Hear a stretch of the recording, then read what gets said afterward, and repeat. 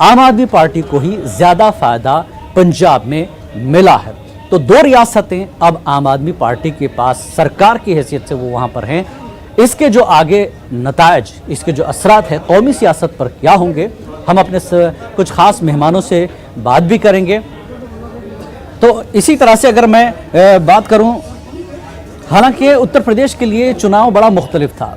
यही लग रहा था कि मुद्दे बहुत थे, अपोजिशन ने उन मुद्दों को उठाया भी बहुत खुल के। बेरोजगारी, बदनवानी, गुंडागर्दी, ये सारी चीज़ें वहाँ पर थी। हालांकि बीजेपी खुद कह रही थी कि साहब हमने वहाँ पर बदनवानी ख़त्म की, हमने वहाँ पर गुंडागर्दी ख़त्म की, हमने बुलडोज़र चलाया। ऐसे नेता जिन्होंने वहाँ पर यूपी में दहशत मचा रखी थी वो आज जेल में हैं। आपको याद होगा 5 या 6 मरहले में, 7वें मरहले तक ये कहा गया कि आप क्या यूपी में गुंडों का राज चाहते हैं, दबंगों का राज चाहते हैं या फिर बीजेपी का राज चाहते हैं। तो आइए सीधे हम रुख करेंगे। हमारे खास मेहमान रामचंद्र राव तेलंगाना से जुड़ चुके हैं, साबित एमएलसी हैं। रामचंद्र राव जी, आपका इस्तकबाल है।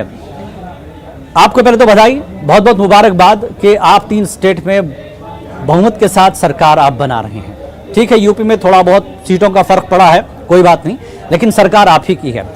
इस चुनाव के इन नतीजों को बीजेपी के लिए आप कैसे देखते हैं?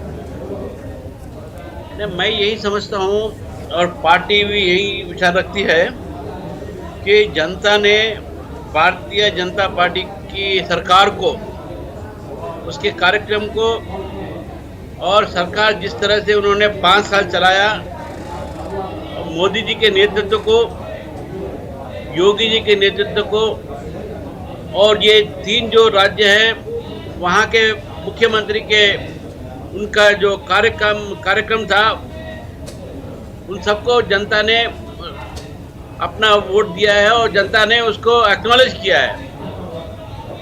और खासकर उत्तर प्रदेश में वहाँ पर डेवलपमेंट जो था हमारा मेन एजेंडा था, वहाँ ईस्टर्न कॉरिडोर हो या गंगा नमामि गंगा हो या वहाँ के जो लॉ एंड ऑर्डर की सिचुएशन हो, ऐसे कई मुद्दे थे जो जनता ने उसको भारतीय जनता पार्टी को पक्ष में वोट दिया है।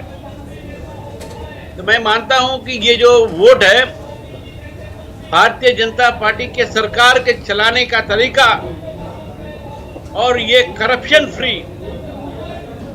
जो सरकार हमने दी थी 5 साल तक 4 राज्यों में, भारतीय जनता पार्टी की जीत का सबसे बड़ा कारण बना है। जी बिल्कुल बिल्कुल, हमारे साथ और एक खास मेहमान मतीन शरीफ कांग्रेस से जुड़े हैं तेलंगाना से। मतीन शरीफ साहब, आपका भी इस्तकबाल है।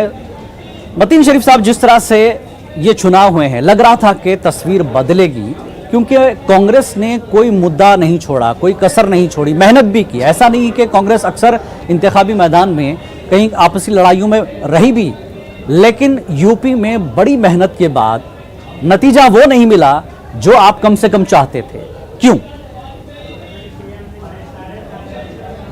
जी देखिए जिलानी साहब, मैं आपके चैनल का और मेरे यहाँ